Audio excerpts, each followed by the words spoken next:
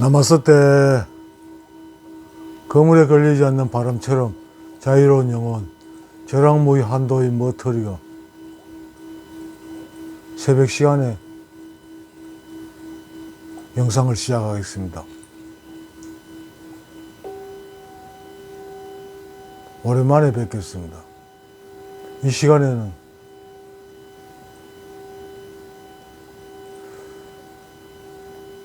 천부경을 말씀드리면서 아주 말끔한 마무리를 못한 것 같아서 오늘 핵심 구절인 인중천지일, 일종무정일 이 마지막 구절을 말씀드려 볼까 합니다. 인중천지일, 사람이 사람 중, 맞을 중, 중자를 이 가운데 중으로 쓰면 해석이 조금 불명확해집니다. 난 여기서 중자를 맞을 중자로 씁니다. 우리 궁도장에서 그 활을 쏠 때, 관역 근처에 사람이 있다가 화살이 관역에 맞으면 중이요 하고 소리 지르잖아요. 깃발을 들면서. 우리가 백발백중 할 때, 백발을 쏘면 화살 100발을 쏘면 100개가 다 관역에 맞는다. 이걸 갖다가 백발백중이라고 그러죠. 사격할 때. 이 중자를 써야 이 해석이 됩니다. 온갖 해석이 있습니다만, 내 해석은 그렇습니다. 그리고 천지일. 나 여기에서 일을 중심이라는 말을 중심이라고 뜻으로 쓴다고 처음부터 말씀을 드렸습니다. 인중 사람이 맞는다. 그러니까 즉 관역이 어디냐? 천지일, 천지의 중심. 여러분, 천지의 중심이면 뭘 뜻하겠습니까? 나는 불교나 여러 가지 명상에 대한 책을 읽고 명상가들의 설명을 종합해서 하다 보니까 어떻게 보면 얼토당토하는 해석이 나오기도 하는데, 여러분 한번 주목해서 들어주시기 바랍니다. 인중천지일, 사람이 천지의 중심이 어디겠습니까? 우주의 중심이죠. 사람이 우주의 중심과 맞아떨어지면, 그러니까 우주의 중심에 사람이라는 화살이 우주의 중심이라는 관역에 맞으면 일종무정일, 하나에서 끝나는데 끝나는 하나는 없다. 이게 마지막 구절입니다. 나는 이거 천부경뿐만 아니라 어릴 때부터 명상이라는데, 그때는 명상이라는 어떤 그런 것도 없었고, 그냥 무작정 뭔가가 있다는 느낌을 가지고 그걸 찾는 게 내 나름으로서는 명상이었습니다. 그래서 책을 많이 보고 하면서 찾았는데, 나는 여러 종교나 모든 경전에 보면 경전을 읽으면서 내용은 참 좋고 깊은 뜻이 있는 것 같은데, 그거를 체득하기 위한 어떤 수행법이 있을 건데, 어디에도 그 수행법에 대해 가지고 나온 건 불교의 참선 정도지요. 그리고 명상에서 말하는, 명상이나 이런 데서 말하는 수행법, 이먹고 나는 누구인가 하는 이런 수행법은 나와 있는데, 다른 경전에서는 그런 수행법이 없더라고요. 그래서 분명히 없을 리가 없는데, 어떤 경전에도 그 속에는 분명히 수행법이 있을 거다 이렇게 했는데, 난 천부경 보면서도 그랬고, 수훈 최재우의 동경대전 읽으면서도 뭔가 그럴싸하게 뭔가 형성되는 것 같은데, 확실한 게 어떤 수행법을 찾았는데 그 부분이 안 보이더라고요. 그런데 천부경과 연결시키면서 이제 그게 어느 정도 뚜렷해지는 것 같아요. 여기에서 천부경에서 수행법은 성리학에서 말하는 경물치지 하나의 수행법입니다. 이 경물치지를 수행법을 말하고 있다고 나는 보고 있고, 경물치지라는 말을 뭐 이해하시는 분들 있을는지 모르겠습니다만, 성리학이란 건, 나 어쩌다 우연한 기회에 서전이라는 책을 접한 적이 있습니다. 그 서전이 그냥 글서자에 전할 전자에 서전인데, 이게 도대체 뭐 옛날 책이더라고요. 유학의 책인데, 이게 뭔가 싶어가 구글에 검색해 보니까 옛날 진나라인가 어디 한나라인가 모르겠습니다만, 그때 분서경류가 있었죠. 세상이 너무 온갖 말들이 많으니까 너무 속 시끄럽다. 이거 뭐 없애버리고 어떤 체제를 다시 정리하자, 이런 뜻에서 책을 못 읽겠죠. 뭐 제자백과 온갖 책들이 다 있었잖아요. 그 모든 걸 다 불태우고, 또 그걸 강리하고 돌아다니는 인간들이 있으면 잡아서 그냥 땅속에 묻어버리는, 그 분수 갱류 유학자들을 땅속에 묻어버리는 그런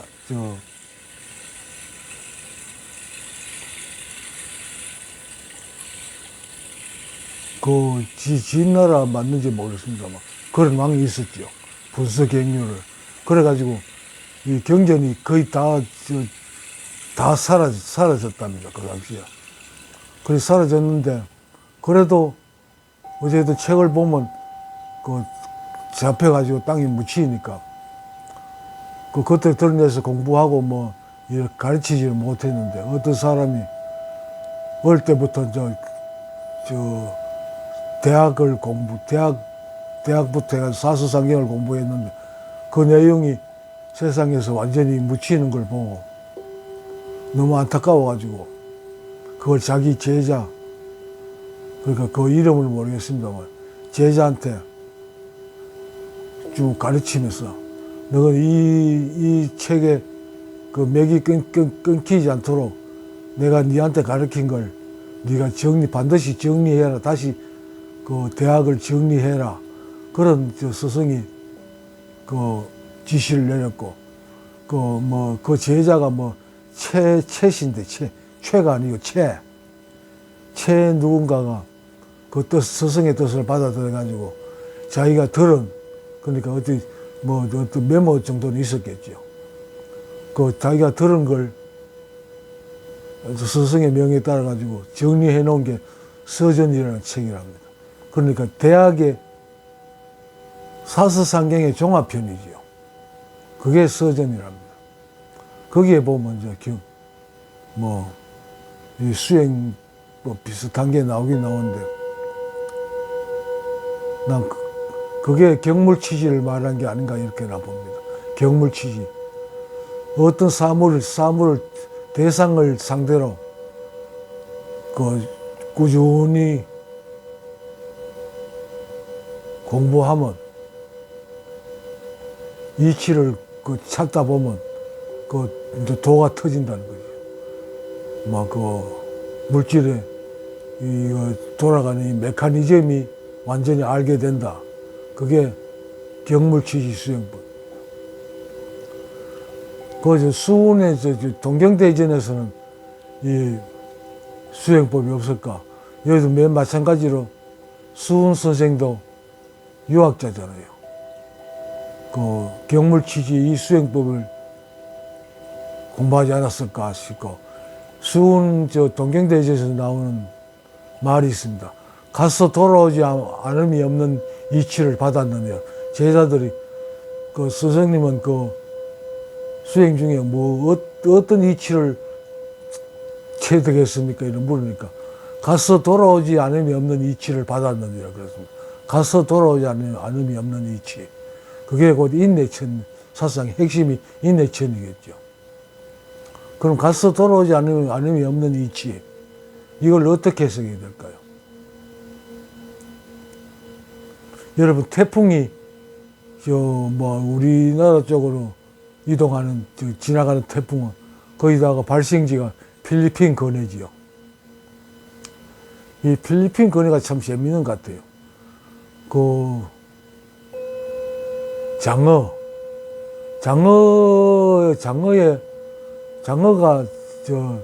산란을 하고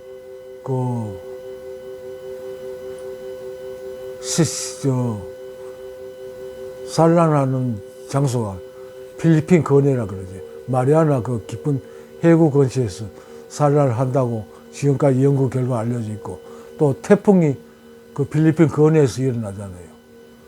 그러니까 이상은 참 재밌게도 태풍이 그 멀쩡한 그 필리핀 근해에서 이 기상학자들이 태풍이 언제쯤 일어날 거라는 걸 예상을 하더라고요. 그런 예상을 한다는 건 뭡니까? 그 주변에 어떤 환경을 보고 언제쯤이면 이 태풍이 중심이 형성될 거라 하는 걸 예상을 한다는 거잖아요.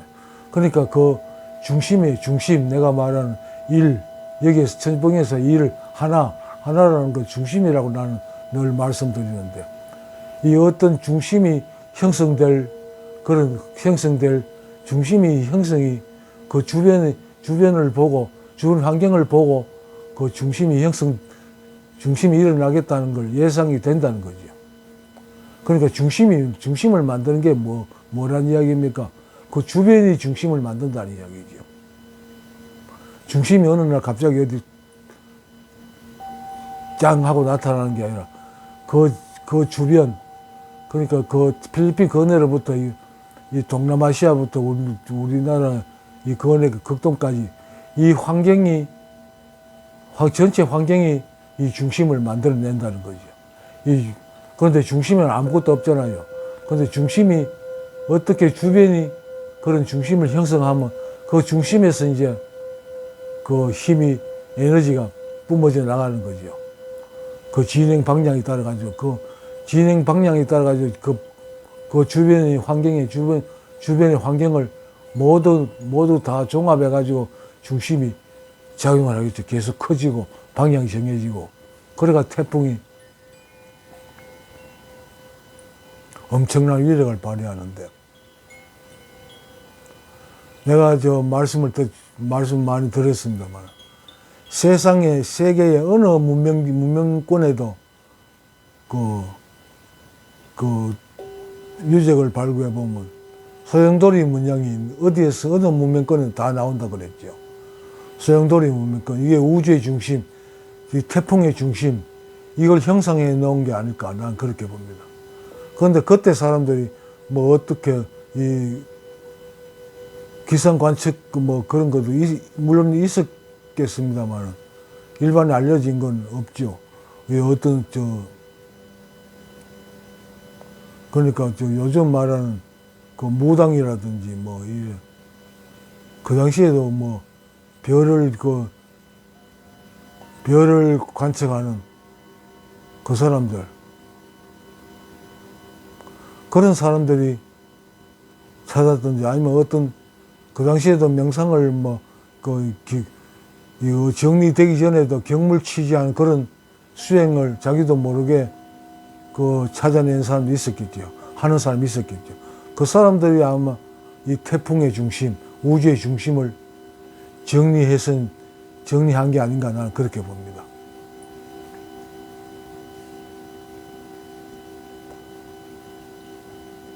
주변이 중심을 만들고, 중심이 그 주변에 에너지를 펼쳐낸다는 거죠. 우주도 마찬가지죠. 우주의 중심. 전체 우주가 그 우주의 중심을 만들고, 그 우주의 중심에서 전체의 모든 정보를 흡수해서 가장 이 중심을 유지하는 그런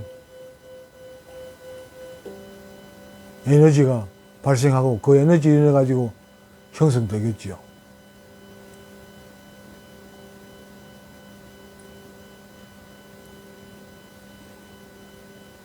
그래, 뭐, 세계, 특히 우리나라만 이야기합시다. 뭐, 뛰어난 그 유학자들이 많지요. 그 뭐, 화담 서경덕 같은 사람. 그리고 세종대왕이 한글을 만든 세종대왕. 세종대왕이 한글을 만든 이거는 정말 참 대단한 거 아닙니까? 어떻게 사람이 이 소리를 그 글자로 만들어낸다. 이런 건 참 사람으로서는, 보통 사람의 생각으로서는 아예 생각조차 할 수 없는 일 아닙니까? 그런데 세종대왕은 그 한글, 그 소리를 그 글자로 그림으로 만들어낸 게 한글이죠. 대단한 거 아닙니까? 이 대단한 정도가 아니라 이거는 신의 능력이라고 나는 해석이 합니다. 하늘과 통한 사람, 천인이라고 나는 세종대왕을 그렇게 봅니다. 그 세종대왕이나 서경덕 이런 사람 외에도 많은 사람들이 있죠. 뭐 소위 우리 한반도에서 도인이라고 불리는 사람들이 많습니다. 그 사람들이 거의 다가 이 경물치지, 거의 대부분 유학자들이죠. 유학자들 경물치지라는 그 수행법을 통해서 어떤 그 깨달음의 세계가 이런 분들이 아닌가 나 이렇게 봅니다.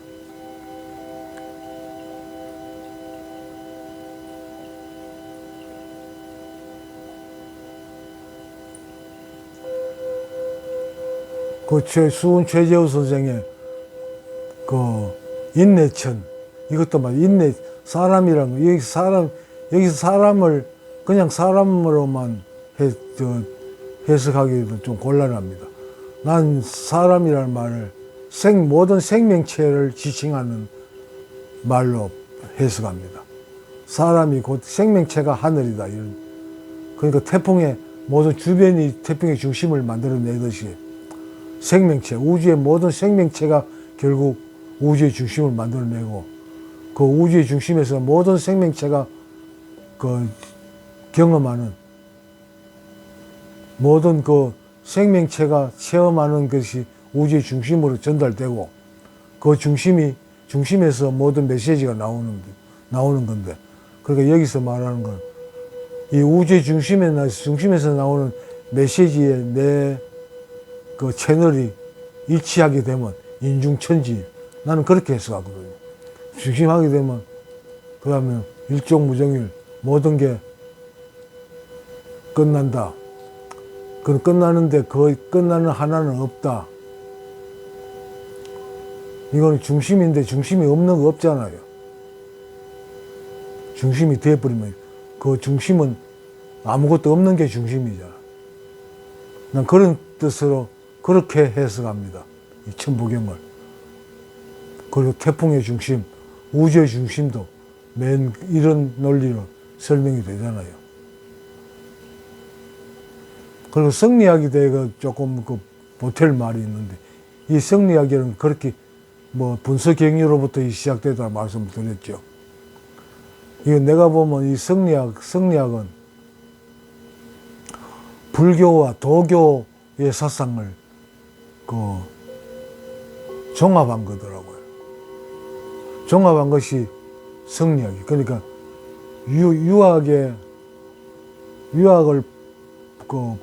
유학은 기존의 유학은 이론적으로 말만 많고 이러니까 이거를 실천 학문으로 만들어진 게 성리학. 나는 그렇게 보고 많은 사람들이 그렇게 이야기하고 있습니다. 성리학은 실천 유학이다. 그러니까 유학이 조선에서 그렇게 크게 이루어진 게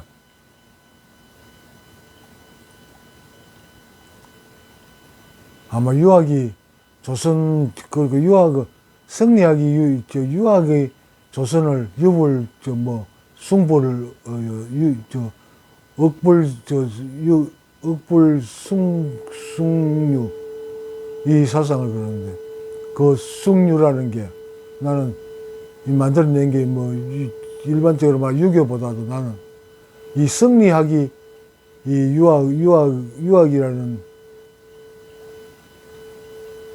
유학을 대표하는 말이 아닌가 이렇게 봅니다. 승리학이 곧 조선의 유학을 지배한 거죠. 많은 승리학자들이 조선의 그 기라성 같은 승리학자들 뭐 퇴계로부터 해가지고 그 많은 학자들 그 전부 다 유학을 공부했다기보다도 승리학을 공부해서 이룩해낸 성과가 아닌가. 그렇게 해야 뭐 부드럽게 설명이 될 겁니다. 마지막 구절 인중천지일 사람이 하늘의 중심과 사이클이 맞아 떨어지면 이런 뜻으로 여러분한테 말씀드리겠습니다. 유교와 도교의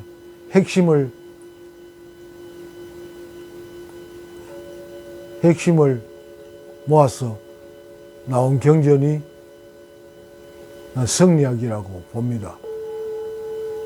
그 성리학이 만들어낸 게 그러니까 도교의 수행법, 불교의 수행법을 종합해 놓은 거예요. 그러니까 성리학의 아마 최고봉이라고 말씀드려도 되겠죠. 그래서 우리나라의 그 유교 성리학은 중국에서 물론 유학이 시작됐고 성리학이 시작됐지만 결국 최고의 발전을 이룬 건 우리나라의 조선의 성리학이 만들어내지 않았나 이렇게 봅니다. 그 조선에서는 구한말도 지금까지도 그렇지만 이 알려지지 않은 도인들이 많죠. 이 한반도에는. 결국 뭐 다른 도교의 수행법도 있겠습니다만 결국 성리학의 수행법, 경물치지 이게 경물치 이론이 만들어낸 결과가 아닌가 이렇게 보면서 난 다른 사람은 그냥 막 양반 문화 이것만 생각하면서 유학을 그 경시하는 그런 경우가 있는데 내가 볼 때 이 유학 그 성리학이 이거 대단한 학문이라고 봅니다. 불교와 유학의 도교의 또 유학까지 합해가지고 이거 종합해서 새로 태어난 그러니까 그 생명체가 태어나려면 암컷과 수컷의 그 DNA 중에서 좋은 부분만 합해져 가지고 새로운 생명체의 DNA가 만들어지잖아요. 그런 식으로 불교, 도교, 유학의 이 핵심 사상을 합해져서 나온 사상이 성리학이니까 모든 그 동양 철학의 사상의 핵심을 모아가지고 만들어낸 성리학.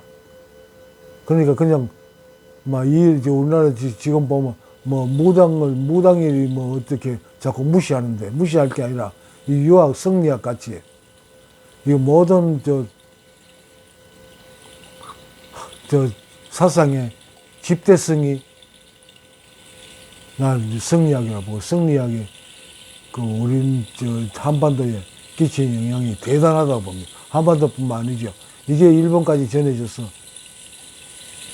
일본에도 동양 사상이 많이 발전돼 있죠. 이게 거꾸로 중국까지 들어가가지고 중국 사상계까지도 그 영향을 미친 겁니다. 여러분들도 이 성리학 그 경물치지에 대해서 관심을 가져보시기 바랍니다. 기록에 의하면 세종대왕 때 이 성리학의 경물치지라는 이 수행법을 아주 중시했다고 하고, 조선의 많은 영조나 정조 이런 분들도 다 성리학을 많이 연구했다고 합니다. 그리고 이게 퇴계 이황이나 율곡이 이런 분들도 다 성리학, 그러니까 유학이지만 결국 알고 보면 성리학을 공부한 사람들입니다. 여러분들도 이 경물 취지에 대해서 한번 관심을 가져보시고 이 수행 방법에 적용해 보시기 바랍니다. 오늘 여기에서 이 정도까지 하면서 천부경 인중천지일 마지막 구절을 한번 정리해 봤습니다. 고맙습니다. 감사합니다. 나마스테.